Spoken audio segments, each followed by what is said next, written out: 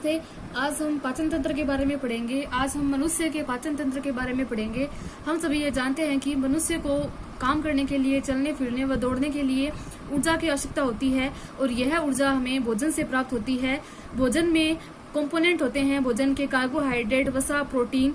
ये सब जब बॉडी में जाते हैं तो एंजाइमों की सहायता से टूटते हैं और इनके टूटने से ऊर्जा निकलती है। इसी ऊर्जा से हम अपने सभी कार्य करते हैं।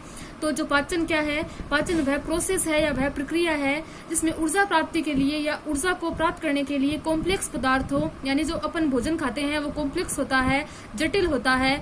इसको बॉडी में एंजाइमों की सहायता से सरल पदार्थों में या नॉर्मल पदार्थों में तोड़ा जाता है। इनके टूटने से ऊर्जा मुक्त होती है और यही ऊर्जा है जिसको एटीपी के रूप में अपने को विभिन्न काम करने के लिए या विभिन्न काम करते हैं इसी ऊर्जा से। तो पाचन की जो समीकरण है वो इस प्रकार है। C6H12O6 ये कार्बोहाइड्रेट है जो कि भोजन में उपस्थित होता है। ये जब अपन श्वसन लेते हैं तो श्वसन में ऑक्सीजन होती है, तो कार्बोहाइड्रेट ऑक्सीजन की उपस्थिति में टूटता है। अब आप ये जान गए होंगे कि श्वसन क्यों जरूरी है, क्योंकि बिना ऑक्सीजन के भोजन नहीं टूट सकता है। तो कार्बोहाइड्रेट ऑक्सीजन की उपस्थिति में जब टूटता है तो इससे CO2 निकलती है, जो अपन श्वसन के थ्रू ही वापस निकाल देते हैं, पानी बनता है और ऊर्जा बनती है। इसी ऊर्जा का उपयोग अपन चलने फिरने और विभिन्न काम करने में करते हैं। भोजन के अवयव यानी भोजन में क्या क्या उपस्थित होता है? भोजन में कार्बोहाइड्रेट होता है, वसा, फैट होती है और प्रोटीन होता है। इसके अलावा मिनरल्स होते हैं जो हमारे शरीर की वृद्धि के लिए जरूरी होते हैं। हमारे शरीर में फर्स्ट या सबसे पहले ऊर्जा प्राप्ति के लिए कार्बोहाइड्रेट का यूज किया जाता है। तो सबसे पहले जो प्राइमरी सोर्स है ऊर्जा का वो हमारे शरीर में कार्बोहाइड्रेट है। बाई चांस यदि कार्बोहाइड्रेट बॉडी में प्रेजेंट नहीं है तो फैट का यूज होगा, और यदि फैट भी नहीं है, मान लो कोई इंसान 2-3 दिन से भूखा है तो फैट, कार्बोहाइड्रेट भी नहीं है, फैट भी नहीं है, तो लास्ट जो ऑप्शन है वो प्रोटीन होगा। तो क्वेश्चन ये है कि प्रोटीन का ऊर्जा के स्रोत के रूप में कब यूज होगा? जब कोई इंसान भूखमरी की स्थिति में होगा या 2-3 दिन से फास्ट किया हुआ होगा। ये बात याद रखिएगा कि 1 ग्राम कार्बोहाइड्रेट से 4 किलो कैलोरी ऊर्जा निकलती है और सबसे ज्यादा ऊर्जा है वो हमें फैट से प्राप्त होती है। सबसे ज्यादा फैट से, उसके बाद प्रोटीन से और सबसे कम ऊर्जा कार्बोहाइड्रेट से प्राप्त होती है। कार्बोहाइड्रेट एवं वसा दोनों को जैविक ईंधन भी कहते हैं, क्योंकि मेनली इन्हीं दो जो चीज है या भोजन के कंपोनेंट है उनका यूज ऊर्जा प्राप्ति के लिए किया जाता है। अब हम पाचन तंत्र के बारे में पढ़ेंगे। तो मनुष्य में जो पाचन है उसमें आहार नाल व पाचक ग्रंथियां की भूमिका होती है। आहार नाल क्या होती है? मैंने चित्र में दिखाया है। आहार नाल एक ट्यूब लाइक संरचना होती है जो मुंह से लेकर यानी यहाँ से लेकर अंतिम गुदा द्वार तक फैली हुई होती है और लंबे पाइप के समान होती है। आहार नाल के अपन घटक जान लेते हैं। ये मुंह है तो मुंह के पास वो होगी मुख ग्रसनी खुलती है ग्रसिका में। ये भी एक पाइप के समान संरचना है। ग्रसिका खुलती है अमाशय में। तो सबसे पहले मुख से ग्रसनी से ग्रसिका और ग्रसिका से अमाशय। ये मैंने अमाशय दिखाया है जो कि जे शेप ऑर्गन है। अमाशय के यहाँ से इस पॉइंट से छोटी आंत स्टार्ट होती है। ये छोटी आंत का यू शेप में जो मुड़ा हुआ भाग है वो ग्रहणी है। ग्रहणी आगे जो छोटी आंत है उसके 3 पार्ट होते हैं, ग्रहणी, और ये वाला अग्र शुद्रांत, और जो अंतिम होता है उसे शुद्रांत कहते हैं। इंग्लिश में डिओडनम, जेंजुनम व इलियम कहते हैं। इसे स्टोमक कहते हैं। और छोटी आंत आगे जाकर बड़ी आंत में खुलती है। छोटी आंत को छोटी आंत इसलिए बोला गया है क्योंकि इसका जो व्यास है, डायमीटर है, वो कम होता है, जबकि ये आहार नाल का सबसे लंबा भाग है। और भोजन का जो मैक्सिमम पाचन है वो भी छोटी आंत में होता है। बड़ी आंत को बड़ी आंत इसलिए कहते हैं क्योंकि इसका डायमीटर बड़ा है। यह छोटी आंत से छोटी होती है लेंथ में। इसके अलावा आहार नाल के वापस से रिपीट कर रही हूँ, मुख से ग्रसनी से ग्रसिका, ग्रसिका से अमाशय और अमाशय से छोटी आंत स्टार्ट हो जाती है और छोटी आंत से बड़ी आंत जुड़ी हुई होती है जो लास्ट में गुदा द्वार द्वारा हमारे शरीर से बाहर खुलती है। अमाशय के पास ही लीवर प्रेजेंट होता है। लीवर हमारी बॉडी में राइट साइड में होता है। इसी कारण जो हमारी राइट किडनी होती है वो थोड़ी नीचे होती है। लीवर है जो हमारे शरीर की सबसे बड़ी ग्रंथि है। इसके अलावा अमाशय के नीचे अग्नाशय स्थित होता है। अग्नाशय भी पाचक ग्रंथियां हैं जो पाचन के एंजाइमों को स्रावित करती है। मुख में लार ग्रंथियां पाई जाती है जिसके बारे में अपन आगे पढ़ेंगे। तो ये पूरी आहार नाल होती है जिसे एलिमेंट्री कैनाल कहते हैं। यहाँ मैंने डायग्राम से समझाया है। मुख है वो ग्रसनी में खुलता है, ग्रसनी ग्रसिका में, ग्रसिका अमाशय में, अमाशय छोटी आंत और छोटी आंत बड़ी आंत में और बड़ी आंत लास्ट में मलाशय में खुलता है। पाचक ग्रंथियां कौन कौन सी होती है? लार ग्रंथियां होती है जो मुंह में प्रेजेंट होती है, जो लार को स्त्रावित करती है। लीवर होता है जो बॉडी में स्टमक के पास ही राइट साइड में प्रेजेंट होता है। अग्नाशय स्टमक या अमाशय के नीचे होता है और पित्ताशय होता है जो यकृत के जस्ट नीचे की ओर स्थित होता है, जिसे गोल ब्लैडर भी कहा जाता है। अब हम भोजन के पाचन की क्रिया विधि पढ़ने जा रहे हैं। तो सबसे पहले मुंह में सबसे पहले 32 दांत होते हैं, लेकिन बच्चों में पूछे तो बच्चों में 20 दांत होते हैं। इन 20 दांतों को दूध के दांत भी कहा जाता है। हमारे दांत 2 बार आते हैं, इसलिए द्विबार दंती ये व्यवस्था होती है। टोटल 32 दांत होते हैं। ये दांत होते हैं वो एक जैसे नहीं होते हैं, वो अलग अलग टाइप के होते हैं। 4 प्रकार के दांत होते हैं जिन्हें कृदंत, रदनक, अग्रचर्णक व चर्णक कहते हैं। इंसीजर्स, केनाइंस, प्रीमोलर्स और मोलर्स कहते हैं। हमारा जो दांत का जो फॉर्मूला है वो है 21-23/21-23। ये किस प्रकार है ये देखिए कि जो कृदंत होते हैं वो ऊपरी जबड़े में 4 होते हैं, तो 2 इंटू 2 कितने हो गए? 4। और कृदंत का कार्य होता है भोजन को काटना। इसके बाद ये जो संख्या है ये रदनक के लिए यूज हो रही है।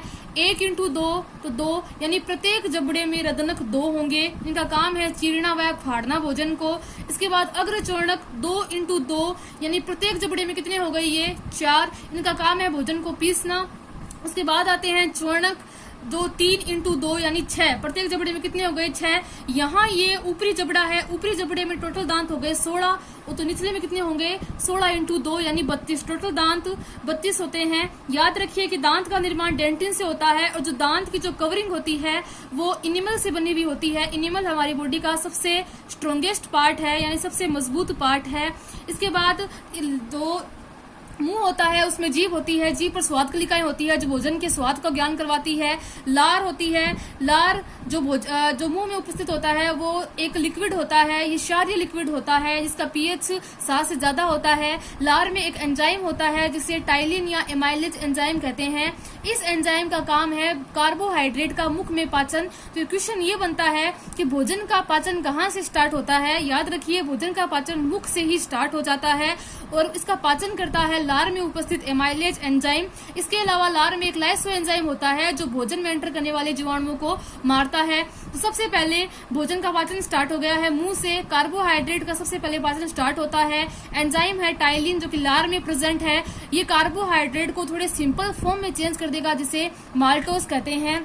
मुख के बाद एक बात याद रखिए, मुख में जो भोजन पाचन के बाद जो भोजन होता है उसे बोलस कहते हैं। मुख से भोजन एंटर करेगा मुख ग्रसनी में और ग्रसनी से भोजन एंटर करेगा ग्रसिका में। याद रखिए मुख ग्रसनी के पास एक ढक्कन होता है जिसे एपिग्लोटिस या ट्रैफिक पुलिस कहते हैं बॉडी का, जो कि भोजन को श्वास नली में जाने से रोकता है। बाई चांस यदि भोजन श्वास नली में जाता है तो वो हमें हिचकी आती है और भोजन को पुनः आहार नाल में भेजा जाता है। इसके बाद ग्रसिका, जो ग्रसिका है वो पाइप के समान संरचना है। ये 25 सेंटीमीटर लंबी होती है। ये मुख ग्रसनी है जो कि ग्रसिका में खुलती है।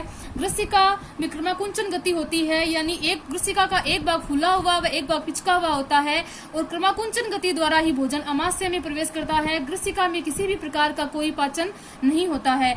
अब है जो भोजन है वो अमाशय में यानी स्टमक में एंटर करता है। याद रखिए जो ये ग्रसिका है ये अमाशय में खुलेगी और अमाशय के 3 पार्ट होते हैं, कार्डियक, फंडिस, पाइलोरिक। अमाशय में भोजन लगभग 3 से 4 घंटे रहता है और अमाशय में मुख्यतः प्रोटीन का पाचन होता है। यानी प्रोटीन का पाचन स्टार्ट कहाँ से होगा? अमाशय से होगा। फंडिस है वो अमाशय का सबसे बड़ा पार्ट है और यहाँ पर 2 स्फिंक्टर होती है, अवरोधनी होती है, यानी एक बार भोजन ग्रसिका से यहाँ आ गया इसके बाद ये बंद हो जाएगा दरवाजा, ताकि भोजन वापस अमाशय से ग्रसिका में न जा सके। अमाशय जे शेप होता है और अमाशय की कवरिंग होती है जो आप बड़ी क्लासों में पढ़ोगे, जिन्हें सिरोसा, मसल्स लेयर, सब म्यूकोसा व म्यूकोसा कहते हैं। याद रखिए जो अमाशय में जैसे ही भोजन एंटर होता है अमाशय की दीवार एक लिक्विड स्त्रावित करती है जिसे गैस्ट्रिक जूस कहते हैं, ये हिंदी में जठरीय रस कहते हैं। अमाशय की दीवार में 3 टाइप की कोशिकाएं या सेल्स होती है। चीफ सेल्स जिन्हें जाइमोजन कहते हैं, ये पेप्सिनोजन नाम का एक पदार्थ स्त्रावित करती है, ये एक एंजाइम है। ऑक्जेंटिक सेल जो कि HCl हाइड्रोक्लोरिक एसिड स्रावित करती है, ये एक अम्ल है, और म्यूकोसा श्लेष्मा स्रावित करती है। याद रखिए, जैसे ही भोजन अमाशय में एंटर होगा, अमाशय की दीवार HCl स्रावित करेगी। HCl का काम है भोजन के साथ आए हुए जीवाणुओं को मारना, प्लस पेप्सिनोजन जो कि इनएक्टिव होता है उसको एक्टिव पेप्सिन में चेंज करना। अब HCl जो कि एक अम्ल है, इससे अमाशय की दीवारों को क्षति पहुंच सकती है, इसलिए जो म्यूकस सेल्स है वो श्लेष्मा यानी स्रावित करती है, जो अमाशय की दीवार में फैलकर इसे गलने से या अम्ल के प्रभाव से बचाती है।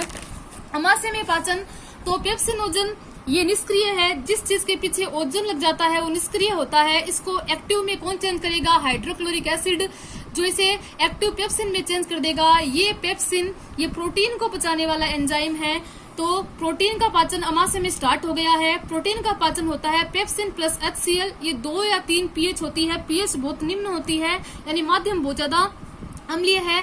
ये प्रोटीन को, ये एंजाइम प्रोटीन को सिंपल फॉर्म में चेंज कर देगा और प्रोटीन के टुकड़े कर देगा। इन टुकड़ों को कहते हैं प्रोटियोस और पेप्टोन। इसके अलावा अमाशय में लाइपेज भी निकलता है, लेकिन ये स्ट्रॉन्ग एंजाइम नहीं है, इसलिए लाइपेज वसा को पचाने वाला एंजाइम है, लेकिन जो अमाशय है उसमें वसा का बहुत कम पाचन होता है। जो मेन पाचन होता है वो प्रोटीन का ही होता है। जिस प्रकार मुंह में भोजन उपस्थित बोलस कहलाता है, उसी प्रकार अमाशय में उपस्थित भोजन चाइम या काइम कहलाता है। एक बात याद रखिए कि जो बच्चों में पेप्सिन एंजाइम अनुपस्थित होता है, इसके स्थान पर रेनिन नाम का एंजाइम पाया जाता है, जो कि दूध को पचाता है। अमाशय में भोजन 3 से 4 घंटे रहता है, इसके बाद ये छोटी आंत में प्रवेश करता है। भोजन ये आहार नाल का सबसे लंबा पार्ट है। याद रखिए, भोजन का सबसे अधिक पाचन भी इसी में होता है। इसके 3 पार्ट होते हैं, ग्रहणी, ड्यूोडेनम, अग्रशूद्रांत, जेंजुनम और शूद्रांत जिसे इलियम कहते हैं, ये इनकी लेंथ है। अब ये एक बात याद रखिए कि ग्रहणी में अग्नाशय से अग्नाशय वाहिनी और यकृत से प्लस पित्ताशय से कॉमन बाइल डक्ट या सामान्य पित्त वाहिनी मिलकर ग्रहणी में खुलती है। तो ग्रहणी में अग्नाशय से अग्नाशय वाहिनी खुलेगी, वह यकृत प्लस पित्ताशय से कॉमन बाइल डक्ट खुलेगी, ये ग्रहणी में खुलती है। और ग्रहणी में विभिन्न प्रकार के एंजाइम लेके आती है जो ग्रहणी में भोजन को पचाती है। सबसे पहले वसा का पाचन कैसे होता है? तो वसा का पाचन पित्ताशय से पित्त निकलता है। पित्त का निर्माण लीवर में होता है, लेकिन ये स्टोर पित्ताशय में रहता है। तो ये वसा को प्रक्रिया करके वसा को पायसीकृत वसा में चेंज कर देता है। पायसीकृत वसा का मतलब है जो वसा है, फैट है, उसकी स्ट्रक्चर थोड़ी कमजोर हो जाएगी, जिससे वसा आगे आसानी से टूट जाएगी। अब ये पायसीकृत वसा है, ये लाइपेज एंजाइम की सहायता से वसा अम्ल मोनोग्लिसराइड में टूट जाएगी। ये वसा के सिंपल फॉर्म है। इसके बाद अग्नाशयी रस, अग्नाशय में एंजाइम बनते हैं जो ग्रहणी में आते हैं। सबसे पहला एंजाइम है ट्रिप्सिनोजन। ये एंजाइम इनएक्टिव फॉर्म में होता है क्योंकि इसके पीछे नोजन है। तो सबसे पहले एक एंजाइम होता है एंटेरोकाइनेज एंजाइम, ये इसको एक्टिव फॉर्म में बदल देता है, जिसे ट्रिप्सिन कहते हैं। अब ये ट्रिप्सिन अमाशय में जो प्रोटीन का पाचन हुआ था उसको आगे कंप्लीट करता है और प्रोटियोस प्लस पेप्टोन को ट्रिप्सिन छोटे पॉलीपेप्टाइड में चेंज कर देता है और आगे जाकर ये अमीनो एसिड में टूट जाता है। याद रखिए, अमीनो अम्ल प्रोटीन की सबसे छोटी इकाई है, यानी प्रोटीन का पाचन यहाँ कंप्लीट हो चुका है। इसके बाद इस प्रोटीन का बॉडी में डिस्ट्रीब्यूशन होगा, जिसे एसिमिलेशन कहते हैं। इसके अलावा छोटी आंत में कुछ सेल्स पाई जाती है जिन्हें एंटेरोसाइट्स कहते हैं। ये एंटेरोसाइट्स कुछ एंजाइम निकालती है जिनमें पानी भी होता है, यानी जल अपघटनीय एंजाइम निकालती है। ये एंजाइम बची हुई कार्बोहाइड्रेट का पाचन करते हैं। माल्टोज ये कार्बोहाइड्रेट है, इसको माल्टेज एंजाइम की सहायता से ग्लूकोज प्लस ग्लूकोज में तोड़ते हैं। सुक्रोज ये भी एक कार्बोहाइड्रेट है, इसे सुक्रेज एंजाइम की सहायता से ग्लूकोज प्लस फ्रक्टोज में तोड़ा जाता है। और लैक्टोज ये भी एक कार्बोहाइड्रेट का प्रकार है, जिसे लैक्टेज एंजाइम की सहायता से ग्लूकोज प्लस गैलेक्टोज में तोड़ा जाता है। इस प्रकार भोजन का पाचन कंप्लीट होता है। इसके बाद छोटी आंत से भोजन बड़ी आंत में जाता है। बड़ी आंत में किसी भी प्रकार का कोई पाचन नहीं होता है। बड़ी आंत में सिर्फ जल व जो एक्स्ट्रा जो चीजें हैं उनको बॉडी में पुनः खींचा जाता है, ताकि जो यूजफुल चीजें हैं वो बॉडी से बाहर न निकल जाए। और उसके बाद अंतिम रूप से जो भोजन हमारे लिए काम का नहीं है वो मलाशय में संचित रहता है और गुदा द्वारा बाहर निकाल दिया जाता है। Thank you.